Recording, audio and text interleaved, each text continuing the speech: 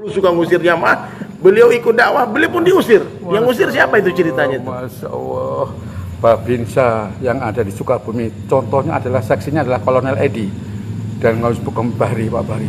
Kurang ajar siapa yang nyuruh aku Babinsanya? Sudah lapor FT, mana KTP-nya? Jadi ngotot KTP-nya mana? Keluarkan cepat. Pakai sorban, pakai gamis, sudah nggak tahu nih jenderal kan? Keluarkan KTP-mu mana? Maka saya karena sedikit saya Anda Letnan Kolonel Edi, sekarang udah Kolonel, Pak Edi tolong keluarkan. Dimintai KTP kok langsung tak ke temannya. Begitu teman saya Pak Edi menyerahkan gini, KTP-nya kan Letnan Kolonel. Siap kan, siap kan. Yang kau bentak-bentak itu Jenderal Marskal pertama dia kau bantah. Maka aduh ampun, jangan aku dulu. Pak Jenderal, apa enggak sedikit aja nih? Apa perbedaan hidup dulu dengan dunia yang begitu dahsyat, jabatan yang tinggi, kemuliaan di sana sini, tidak ada sunnah dalam diri. Mana foto tadi lihat? Mana foto lama coba lihat? Foto masa muda. Ini teman-teman sekalian. Ini beliau dulu nih. Nggak ada jenggot, nggak ada apa-apa, ganteng membahana, masya Allah. Nah, sekarang sudah seperti kiai. Kalau kita nggak kenalkan beliau jenderal, nggak ada orang percaya. Mana jenderal dari mana? Ini hafiz ulama wali Allah ini gitu. Subhanallah, subhanallah. Iya. Gimana Pak Jenderal? Betul sekali. Gitu di saat saya belum ikut kegiatan jamaah tabligh ini, masya Allah. Sholatnya saya suka-suka ya. Jadi batin ini tidak tenang pada saat ikut jamaah tabligh ini. Kita tidak bisa melangkahkan kaki kita betapa sulitnya, walaupun masjidnya itu agak dekat itu, tidak jauh, terlalu jauh, masih betapa sulitnya. Bisa minta tolong nggak? HP saya dicas. Tapi kalau sekarang ini, setelah jamaah ikut jamaah ini, ditekankan setengah jam sebelumnya sudah berada di masjid. Jadi belum azan dari masjid ya? Ini sudah, maka otaknya sama jamaah tabligh itu setelah sholat subuh, saya duhur nanti di mana? Begitu harga dulu sudah melakukan asar di mana. Betul. Jadi sudah pemikiran maghribnya di mana. Ini yang luar biasa. Iya, maka sehingga saya kebahagiaan yang sangat. Maka berbahagialah setelah saya ikut 40 hari 3 kali, 4 bulan sekali. Iya. Hari saya kan muncul 14 kali 3 hari. Tapi belum sampai 20 hari, belum sampai 40 hari. Insya Allah nanti setelah November mungkin kepingin ke India, kepingin 40 hari kepingin. Walaupun sekarang masih alias saya jadi belum 40 hari alias saya. Subhanallah, Pak Kiai. Saya manggil Kiai ini sekarang. Masya Allah. Beliau dulu saya dengar cerita pernah mengusir jamaah. Kenapa ceritanya? Kenapa benci kalimat jenggot-jenggot ini dulu? Apa alasannya? Iya, siap. Mohon maaf secara jujur. Ini pun hasil pengarahan dari senior saya, seorang bintang 3 yang di Kompleks Laguna, tidak sudah sebut namanya. Di Gertos ini. Tolong Anda junior saya, tolong adik-adik teman-teman kamu pada saat jauhlah, tolong jangan waktunya tidur. Masya Allah. Jadi tidak sewenang-wenang memang, tidak boleh jam 1, jam 2. Kan Hamin 1 jam sebelum adzan maghrib kan. Jadi jauhlah itu ngetapi itu pada sore menjelang maghrib. Itu dinasihati, jangan waktu tidur. Yang kedua, pada saat jauhlah pakainya yang bersih, yang rapi. Maka wajar di saat saya datang berurang sampai 6 tahun. Karena apa? Kami ketua Masjid Al-Barkah di Kompleks Kadron. Dan datang ini orang gitu dengan wami banyaknya. Ini aliran apa ini? Saya takut kalau apa aliran sesat. Maka wajar. Jadi takut mengusirnya dulu itu karena kecintaan kepada agama juga rupanya. Agama, cinta juga ketua masjid. Gak mungkin masyarakat nunjuk saya. Mohon maaf ya, kalau kita dulu di Masjid Al-Barkah itu 5 komponen ya. Pertama kali adalah pengurus lama. Setelah pengurus RT dan RW ikut dilibatkan dalam pemilihan itu. Setelah itu langsung sesepuh-sepuhnya itu. Sesepuh di kompleks itu harus diambil. Yang keempat adalah ibu-ibu Majelis Taklim ikut pemilihan juga ikut. Dan yang kelima jangan lupa remaja-remaja. Jadi tidak bisa sekarang. Semua pilih ya. Jadi dari 5 komponen itu untuk memilih. Ada calonnya enggak salah, ada 3 dulu, A, B, C. Maka terpilihlah saya. Jadi sekali lagi, maka wajar pada saat teman-teman saya ikut gini, kamu gak seakan anak kamu kau tinggal loh. Saya pasukan PBB di Kamboja 9-10 bulan lebih ini. Meninggalkan anak istri? Tidak ada satupun terdengar di telinga saya. kamu gak sayang anak, ninggalkan anak Mayor Giarto, kamu masih Mayor Giarto, kau tinggalkan anak ke Kamboja. Allah. Gak pernah ini baru iktikaf 3 hari di Masjid Al-Barkah di Komplek Halim. Kamu gak sayang anak, keluar 3 hari, kau tinggalkan Dulu anak 10 bulan 10 bulan tenang aja. Nggak ada komplain. Gak ada komplain. Sekarang 3 hari, maka hari ini kan sungguh dan sungguh. Wasiat itu 3 wasiat. Pertama kali adalah Nabi. Bicara Nabi kan gak boleh sepotong-potong kan. Suro, siro, sariro. Sariro yang terakhir misalnya. Pikir Rasulullah. Umati, asolah. Jadi bukan yang lain, sholat. Dan diingatkan Nisa. Yang kedua, ulama terdahulu. 7 tahun ajari sholat anakmu. 9 tahun perintahkan sholat anakmu. 10 tahun gak sholat, tolong dipukul dengan kasih sayang. Jangan dipukul sampai mati, dipukul sampai mati. Ayah saya polisi, mohon maaf nih. Saya taman kanak-kanak Katolik, SD Katolik, SMP Katolik. Tapi apabila maghrib masih di rumah, disamblek dengan penjalin rotan. Jadi ya, loncat, pelanggar. Nah sekarang suaminya lihat TV, istrinya lihat TV, anaknya main HP dan lihat TV. Ini fakta. Siapa yang salah? Jangan salahkan mereka. Aku yang salah karena belum mengetuk pintu ke rumahnya. Allah. Yang ketiga, ya ini wasiat apa? Sunan Kalijogo. Tidak saya tambah, tidak saya kurangi. Sunan Kalijogo wong Jawa. Pak Sugiarto juga wong Jawa. Yen wis teko titi mangsane. Yen wis teko jamane kali ilang kedungi pasar ilang komandange, wong wadon ilang wirange, wong lanang ilang kawibawane. Enggal ngger, topo lelono, jajah desa Minangkori. Suwene 4 sasi ngger, aja pati-pati bali kowe sebelum dapat pangsire Sang Hyang Widi Nyata Kalimo Soto Sadat. Saya ulangi lagi. Penting ini, penting. Itu syairnya Sunan Kalijaga ya? Dasar 4 bulan. Ini yang penting ini. Karena banyak rekan-rekan kami, AD, AL, AU, polisi. Apa dasar kamu 4 bulan, kamu ngarang-ngarang aja. Yen wis teko titi mangsane. Artinya? Yen wis teko pada suatu saat tiba, waktunya. Iya. Yen wis teko mangsane. Yen wis teko titi mangsane. Yen wis teko zaman tiba. Kali ilang gedunge. Agama sudah tidak pada dasar Al-Quran dan hadis. Sudah enggak ada. Sudah enggak gitu. Hilang gedungnya, pasar hilang komandannya. Pasar itu enggak ada ribut lagi di pasar. Tidak ada lagi. Assalamualaikum enggak ada. Apalagi salaman. Loh saya dulu masuk SD, SMP kelas 1 itu suruh belanja. Assalamualaikum Mbah. Waalaikumsalam Nak. Mbah diutus ibu beli belanja. 5.000 ini kemiri, berambang merah dan bawang merah, berambang merah dan lombok merah. Setelah selesai ini langsung salaman, assalamualaikum Mbah. Sudah tidak ada lagi sekarang. Hilang itu. Tinggal masuk mall, bawa keranjang, masukkan sodokan ke bendaharanya. 90.000 Pak Haji, 100.000 kembali 10. Gak lagi assalamualaikum, langsung masuk mobil. Hilang komandangnya.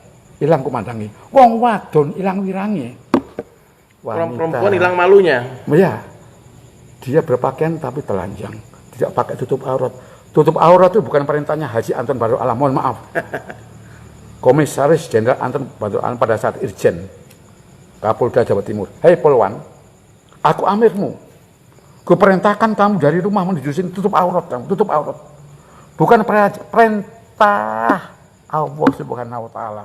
Terhitung 1 Juli 2016. 2000 hari Jumat. Kowal wanita udara, PNS semua berhijab. Pakai ya muslim tentunya, pakai hijab. Masya Allah, pahalanya tahu nggak? Ngalir ke Pak Haji Anton Barul Alam sampai kiamat, ngalir terus. Masya Allah. Apakah Menteri Agama, mohon maaf, yang merintah? Bukan. Apa Rektor IAIN untuk? Enggak. Jenderal polisi yang nanti kita undang beliau juga nanti insya Allah ya di acara ini. Beliau akabri polisi, akabri udara. Loh, akabri yang mana kok bisa begitu? Akabri yang sudah ikut 3 hari. Bukan IAIN Anton. Anton bukan masuk pondok pesantren. Ikut 3 hari, berubahlah pikirannya. 3 hari ini ngapain sih di masjid ini, Pak? Itulah yang 3 hari ini, masa banyak orang nggak bertanya. Orangnya belum ngalami, aduh jangan-jangan aku suruh baca, jangan-jangan aku, aduh jangan-jangan. Ikutlah 3 hari, pasti kepingin 40 hari. Sudah 40 hari, ya kepingin 4 bulan. Cicipin aja lah. sama dengan pada saat umroh, gembira, bahagia, tolong dicicipin. Wong lanang kilang kawi bawa nih, sudah tidak mau nasihati istrinya, anak-anaknya, wah gak nurut semua. Enggal, topo lelono. Jalan-jalan. Jalan bergerak. Tapi jalan-jalan. Lelono. Topo lelono. Jadi bukan dikir terus di Halim, dikir terus di Jari Sampurno, dikir di Keranggan terus, dikir terus. Topo lelono. Bertapa jalan-jalan. Jajah deso Milangkori suwene 4 sasi. Lamanya 4 bulan. Jajah deso Milangkori maksudnya datangi dan desa-desa. ngajak desa-desa. Jadi maka alhamdulillah mudah-mudahan dengan ulama Ustadz Somad, saya bukan dai, saya penceramah agama, ilmuku di luar negeri Arab sana, gue sampaikan itu agama. Yang dai itu loh, yang dari kampung ke kampung jalan kaki itu loh, dari gunung-gunung itu dai. Waduh, seneng saya mendengar ucapan itu. Ini Pak Abdul Somad ini, mudah-mudahan beliau dengar. Dia lagi live sekarang juga. Live, mudah-mudahan. Kemarin kita live di sana. Aku bukan dai. Kan aku penceramah sudah penuh semua, langsung saya bicara. Aduh ya Allah. Masya Allah. Satu yang terakhir sebelum bubar. Apa bedanya ahli ibadah dan ahli dakwah? Ahli ibadah sudah haji, sudah umroh. Puasa Senin Kemis, malam tahajud, setiap sholat waktu di depan. Begitu ditanyai, kakakmu mana? Pangdam di Ponorogo sana. Adikmu? Dokter yang terkenal Surabaya. Anakmu? Calon-calon jenderal. Tetanggamu? Ngapain ngurusi tetangga? Ditanya tetangganya, ngapain? Lu gue. Lu gue. Ditanya tetangganya, ngapain ngurusi tetangga? Ini ahli ibadah. Meninggal, isain. Tutup bukunya, mereka tutup malam gak tahajud, ditutup. Tapi ahli dakwah seperti beliau ini ngajak, sudah mati di dalam kubur. Yang diajak langsung berangkat haji, dapat pahala haji ya. Takbir. Masya Allah. Begitu ngajak tetangganya nggak pernah sholat, begitu sholat haji langsung 3 bulan berangkat umroh, dapat pahala umroh. Umul fardu. Ini mengalir terus sampai kiamat.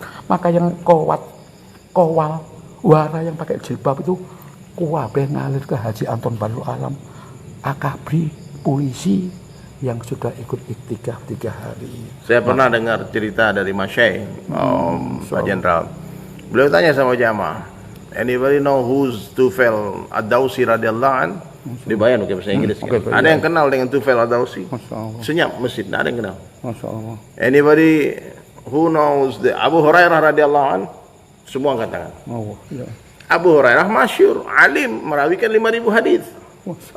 Tapi kata ulama tadi, meskipun kalian tidak mengenal siapa Tufail Ad-Dawsi radhiyallahu an, tapi semua ulama sepakat surganya Tufail Ad-Dawsi di atas surganya Abu Hurairah. Kenapa? Yang mengajak Abu Hurairah masuk Islam adalah Tufail Ad-Dawsi radhiyallahu an. Maka dakwah tidak perlu ilmu. Loh, Pak Gianto udah macam ini. Dakwah diperlukan keyakinan sempurna. Keyakinan. Apa contohnya? Abu Bakar hari ini masuk Islam. Langsung dakwah. Langsung ngajak 4 orang. Besok langsung 5 orang lagi. Gak belajar ngaji dulu. Aku tak belajar sholat. Hari ini masuk Islam, ngajak 4 orang. Besoknya ngajak 5 orang hadirin. Ini menunjukkan bahwa dakwah ngajak. Ayo nonton bola. Sampaikan walaupun 1 ayat. Ayo nonton bola. Gak perlu aku jagoan bola. Kalau ayo main bola, aku harus pintar. Inilah namanya dakwah ngajak.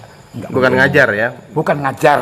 Kalau ngajar sekarang aturannya jadi ngajar S1 harus S2. Yang ngajar S2 harus doktor S3. Ini aturan ini. Maka bukan dakwah hanya ngajak, mengingatkan, maka jangan sangat tersinggung. Subhanallah. Jadi sahabat sekalian, beliau awalnya dulu, bapak kita, ayah kita ini, orang tua kita, Pak Jenderal Sugiarto, mengusir-ngusir jamaah tabligh yang datang mengajak beliau, yang datang silaturahmi ke masjid-masjid beliau, bukan karena kebencian, tapi karena khawatir ini sesat. Jadi dia mengusir dulu tuh, kalau kata guru kita, mengusir jamaah, orang yang mengusir jamaah karena dia menjaga agama. Ya, karena kekhawatiran dan kebodohan dia waktu itu, dia dapat pahala. Dia mengusir karena Allah. Dia nggak mau masjidnya kotor, dia nggak mau masjidnya ini semua ada paham-paham sesat datang. Informasi datang nggak benar kan. Jadi kita yang bergerak ya, kita sabar. Ketika ada orang usir, sabar, karena kita nggak pernah tahu ya, Abu Bakar radhiyallahu, Sayyidina Umar radhiyallahu yang mengasah pedangnya hendak membunuh Nabi sallallahu alaihi wasallam. Ternyata Nabi katakan, kalau ada nabi setelah aku, Umar lah nabinya. Saya memandang Pak Jenderal Sugiarto itu terbayang sosok Sayyidina Umar bin Khattab radhiyallahu anhu. Allahu Akbar. Terbaring di sisi Nabi sallallahu alaihi wasallam. Pak Jenderal istiqamah terus dalam dakwah. Dan juga beliau didapat kalau kata bahasa umumnya karma. Oh, karma. Dulu suka ngusir jamaah, beliau ikut dakwah, beliau pun diusir. Yang ngusir siapa itu ceritanya itu? Masya Allah. Babinsa yang ada di Sukabumi, contohnya adalah seksinya adalah Kolonel Edi dan Ngaus Bukem Bahri, Pak Bahri. Kurang ajar, siapa yang nyuruh aku Babinsanya? Sudah lapor FD, mana KTP-nya? Jadi ngotot, KTP-nya mana? Keluarkan cepat. Pakai sorban, pakai gamis, sudah nggak tahu nih jenderal kan? Keluarkan KTP-mu mana? Maka saya karena sedikit saya Anda Letnan Kolonel Edi, sekarang udah Kolonel, Pak Edi tolong keluarkan. Dimintai KTP kok langsung tak ke temannya. Begitu teman saya Pak Edi menyatakan gini, KTA-nya kan Letnan Kolonel. Siap kan, siap kan. Yang kau bentak-bentak itu jenderal marskal pertama dia kau bantah. Maka aduh ampun, jangan aku dulu juga seperti Anda 6 tahun sambil meneteskan air mata, saya menangis pada saat itu, pada saat dimarahi oleh Babinsa yang kopral tadi, aku nangis meneteskan air mata, teringat pada saat yang ngusur 6 tahun. Inilah hadirin kami hormati, maka karena dosa yang begitu banyak itu saya, maka sekarang kalau beliau keliling kemarin Malaysia ketemu lagi, India Pakistan ketemu lagi di sini hadirin. Dasar untuk keluar tadi lah, keluar 4 bulan tadi bukan ngarang-ngarang. Yang wis teko ini mangsa nih, yang wis teko zaman nih, kali ilang gedulungi pasan aku ngomong wadon ilang wirangi, wong lanang ilang kawibawane, enggal topo lelono. Jajah desa Melangkori, suwene patang sasi ngger, ojo pati-pati bali kuwi sebelum dapat uang sirisan nggo senjata keling soto. Inilah dasar dakwah. Maka saya berani di Mabes TNI menyampaikan, di Mabes Angkatan Laut juga menyampaikan, seandainya Wali Songo tidak datang ke Jawa. Ini pada kasalnya Pak Suparno ya. Khotib Jumat ini. Seandainya Wali Songo tidak datang ke Jawa, apa agama NKRI? Hindu dan Buddha. Loh, dan animisme dan sebagainya, pokoknya bukan Islam lah. Apa contohnya? Satu pun Wali Songo tidak ada yang ke Bali, tidak ada yang ke Lombok. Kalau sekarang banyak masjid karena kedatangan orang Madura, orang Jawa yang se-Islamnya, sekarang banyak yang Islam karena kedatangan. Maka sekali lagi hadirin, saya tidak ngarang-ngarang, yang sambil meneteskan air mata Allah. Haji Wada ada haji yang terakhir Nabi besar Muhammad khotib Jumat. Khotib Jumat terakhir disampaikan pada saat ini, setelah kita sholat Jumat, tunggu sebentar, aku ada beri pengarang apa hadirin 3 poin. Yang pertama dari 124.000 di hadapan, apakah Islam sudah aku sampaikan padamu, baik itu wahyu melalui malaikat Jibril maupun tentang sholat aku dipanggil aus sendiri langsung, semua sudahkah serempak mengangkat tangannya, ya Rasulullah, sudah ya sudah. Yang kedua, poin yang kedua, ya Allah saksikanlah bahwa Islam sudah kusampaikan kepada 124. Nah ini poin yang ketiga, ini yang penting, yang ketiga ini.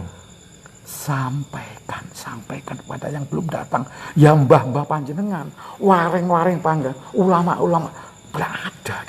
Orang dulu katanya berangkat haji itu hampir 10 bulan sampai 1 tahun, itu berangkatnya aja, karena kapalnya kecil. Sekarang memang naik pesawat sih, sampai 1 hari. Dulu naik kapal laut, berangkat daftar tahun ini langsung sampai tahun itu juga tahun depan. Sekarang pakai pesawat. Daftar sekarang berangkat 20 tahun lagi. Masya Allah. Sampai 20 tahun lagi. Hilang barokah. Sampaikan inilah dakwah. Jadi namanya para sahabat tadi langsung menyebar seluruh alam. Menyebar. Hanya yang tertinggal 10.000 aja Mekah Madinah, 114.000 dicari di Mekah tidak ada, Madinah tidak ada. Dakwah. Saya pernah pengalaman juga Pak Jenderal. Saya lagi keluar 3 hari di Bali. Di Bali itu kami lagi gerak di markasnya Raider tentara kan. Nah, di Raider di Bali ya, dekat airport Ngurah Rai. Di hari ketiga ini kami habis musyawarah pagi, habis sholat subuh sebayan kan. Kita nunggu jemputan, kita udah mau pulang. Kita udah mau pulang. Tiba-tiba datang 1 orang tentara bawa senapannya dia.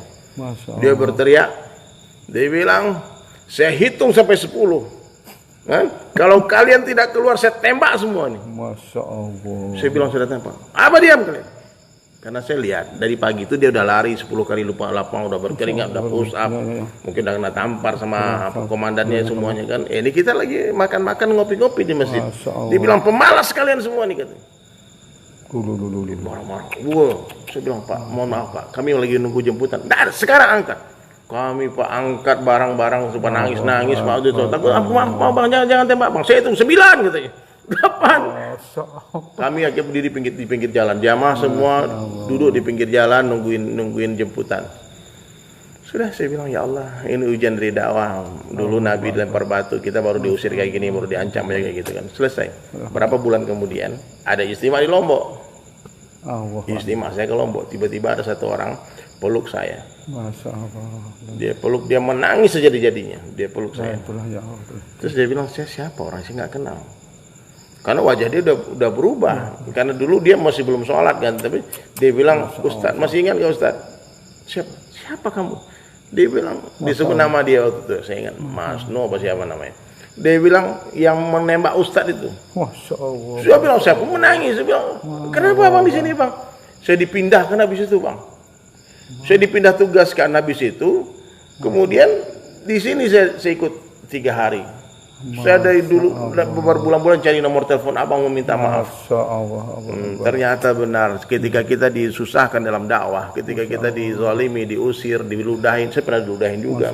Wah, pokoknya semua romantika dinamika dakwah ini adalah terasa Pak Jenderal. Ya, saya dari tahun 2001 mulai kenal dakwah ini kan, dan mulai aktif totalnya itu ya. Saya berangkat 4 bulan itu 2003 atau 2004 bulan. Subhanallah. Saya bisa pahami, ketika kita dizalimi dalam dakwah, itulah saat terindah untuk berdoa. Dia bisa mendengar bayannya Syekh Abdul Wahab di Bangladesh. Dia katakan begini Pak Jenderal, ketika kamu disusahkan dalam dakwah, ketika kamu sakit, ketika kamu keluar jalan Allah, doa yang paling aku khawatirkan adalah doa minta sembuh. Saya bingung, kenapa doa yang dikhawatirkan? Karena saat itulah saat terindah untuk doa minta hidayah. Ketika orang berkeringat, diusir, diludahin, mau diancam, mau dipukul, kadang-kadang kita jamaah dipukul. Gak boleh doa jelek. Jangan doa jelek. Jangan doa jelek. Doa minta sembuhnya nggak di. Masya Allah. Ini ibaratkan Allah Taala bagi kita satu martil besar. Kata Allah, kau pukul apa sih yang kau mau? Ada batu besar di dalamnya berlian. Betul. Malah kita pukulkan itu martil ke ini, ke mana? Ke telur. Jadi ketika orang khuruj fisabilillah, orang berjuang fisabilillah, dia berdakwah, kemudian dia disusahkan, setelah itu dia berdoa cuma minta dunia, dia berdoa cuma minta sembuh, minta ya Allah masalah-masalah dunia saja. Itu seperti orang yang memecahkan telur dengan martil. Nah, itulah saat itu. Jadi waktu memang diusir itu Pak Jenderal, saya doa ya Allah, beri hidayah orang ini ya Allah. Beri hidayah orang ini ya Allah. Diarahkan itu senapan panjang laras itu ke kepala kami masing-masing. Saya hitung. Kami itu kocar kacir, angkat kompor, angkat ini semua kan duduk pinggir jalan. Subhanallah. Jadi romantika dinamika dakwah inilah ternyata betul susah payahnya kita dalam berdakwah di dunia akan menjadi cerita indah nanti di surga. Jangankan di surga, di dunia pun jadi cerita indah. Dan kenikmatan seorang dai ini ternyata sahabat sekalian, ketika dia melihat orang yang dia ajak berubah. Seperti seorang petani yang menanam pohon, kemudian pohon tadi tumbuh, kemudian rindang dan berbuah. Ingat, jangan pernah remehkan satu biji mangga. Di balik satu biji mangga tersimpan berjuta-juta mangga. Nah, itu Pak Jenderal. Kita tanam satu biji mangga lalu kita mati. Tahu dia tumbuh, ada 1000 mangga pun ditanam lagi. Akhirnya muncul berjuta-juta mangga. Masya Allah. Jadi begitu Pak Jenderal, Masya Allah. Maka yang belum ikut 3 hari, tolong dicicipin. Saya pun juga ikut kakak ipar saya, tolong ikut 3 hari, Kak, bisa cukup sekali aja selama seumur hidup, sekali aja 3 kali, setelah itu Kak usah. Masya Allah, dan kamu betapa menghidayah Allah Subhanahu wa Ta'ala. Maka sekali lagi kami hanya menghimbau kepada panjenengan yang belum itu, cicipin 3 hari, jangan berkomentar tentang jamaah tabligh sebelum itu 3 hari. Sekali lagi, jangan berkomentar tentang jamaah tabligh itu begini sebelum ikut 3 hari. Belum pernah makan durian, kok cerita tentang durian berarti pembohong besar. Belum makan durian montong Bangkok, belum pernah makan Petruk Medan, belum makan durian Pontianak, tapi cerita tentang durian pembohong besar. Begitupun juga belum pernah ikut 3 hari kok jamaah tabligh. Nah, kemarin begitu ada informasi dari anak keluarga dari Raja Malaysia mengusul saya langsung ke telepon ke Malaysia, Ustadz Patoni. Itu bukan anggota raja, itu hanya anak remaja saja yang sakit hati dengan jamaah tabligh. Jangan-jangan mungkin sakit hatinya mungkin diajak beberapa kali nggak mau langsung marah. Nah, nggak tahu. Jadi pada orang-orang yang hasad hatinya. Pak Jenderal, saya memahami ya. Orang-orang yang bersih hatinya melihat jamaah, bersih hatinya. Tidak ada alasan membenci jamaah. Jamaah datang nggak minta upah. Jamaah datang dengan keikhlasan. Dia nggak memperkenalkan aku jenderal, aku artis. Yasin 21. Ikutilah. Bismillah. Ittabi'u malas alukum ajru wa humutadun. Ikutilah orang-orang yang tidak minta balasan. Tidak minta upah. Tidak minta isi nyamplung. Tidak minta jemputan. Tidak minta makan. Masuk kurang apa lagi? Kalau panjenengan nggak percaya, mohon maaf ini. Surat Yasin 21. Hanya mereka lah orang-orang yang Allah beri hidayah. Dia itulah. Jangan. Ikutilah pada orang yang tidak minta balasan. Yasin 21, tolong dibuka Yasin 21. Ini yang saya meneteskan air mata. Pantesan selaku 6 tahun betapa besar dosa aku ngusir jamaah tabligh itu. Maka sekarang ini bagaimana cara upayanya? 40 hari sudah 3 kali. 4 bulan sekali. 3 hari mungkin. Berapa bulan lagi kita habis ini? Insya Allah. Ajak master aja ya, Umi aja master aja. Jangan lupa 8, 9, 10 November. Hari-hari pahlawan. Mohon dengan hormat yang mendengarkan ini. 8, 9, 10 November di Yogyakarta di Masjid Agung Kauman di Yogyakarta. Insya Allah lebih 50 jenderal yang pensiunan ke sana sudah diasis oleh Hamengkubuwono ke-10, diasis oleh Gus Napatilas Jenderal Sudirman ya. Mudah-mudahan Pak Gatot sudah dulu 2018 1 Oktober hadir Pak Gatot. 1 Oktober mudah-mudahan Pak Gatot juga dengar ini. Mudah-mudahan sudah kami janji 8, 9, 10 Napatilas Jenderal Sudirman berangkat dengan 10 November hari pahlawan. Berpindah dari masjid ke masjid. Oke guys, sahabat sekalian, ini nikmat dan sudah menjadi fitrahnya manusia. Kalau dia merasakan nikmat, dia pasti bercerita. Alhamdulillah. Itu Pak Jenderal ya. Amin. Jadi kalau orang dia stay di satu hotel bintang 5 yang indah di Bali. Dia guling-guling di bawahnya ternyata ada kolam renangnya langsung. Dari kamar tidurnya. Dia langsung gitu videoin, dia foto, kirim ke temannya. Kasih tahu, "Bro, kamu tahu gak aku tinggal di hotel ini bagus banget. Dia terbaik. Kalau kau ke Bali, kau harus tinggal di hotel ini." Dan itu manusia ini suka menceritakan kenikmatan yang dia rasakan. Itu fitrah manusia. Kalau kita makan di satu restoran, enak restorannya, pasti kita cerita ke orang. Kalau kamu pergi ke Cibubur, ada restoran enak, kamu makan di sana. Hari ini saya dengan orang tua saya, ayahanda saya di sini, Pak Jenderal Sugiharto, telah merasakan nikmatnya bagaimana khuruj fisabilillah. Nikmatnya kita keluar jalan Allah, mendatangi umat dari rumah ke rumah, dari pintu ke pintu. Tidak ada perkara yang lebih nikmat dari ini.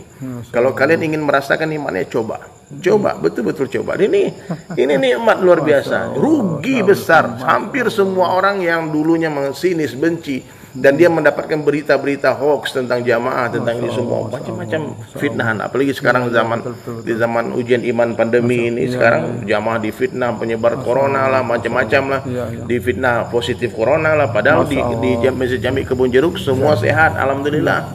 Seleksi yang kedua, tes yang kedua clear, tidak ada clear semua. Tapi saya luar biasa, saya kan telepon markas, saya minta izin sama orang tua kita, Amir kita, Pak Cecep Firdaus. Apa jawaban beliau? Jangan dibalas, jangan diluruskan, jangan dibantah. Kita fokus dakwah saja. Yang penting kita sehat. Ketika kita dizolimi, saat terindah itu berdoa hidayah, doa hidayah. Jangan sampai kita bantah, nanti orangnya kemudian sakit hati, kemudian buat fitnah lagi, akhirnya kita susah. Kita bantah lagi, dia bantah lagi, akhirnya kapan dakwahnya?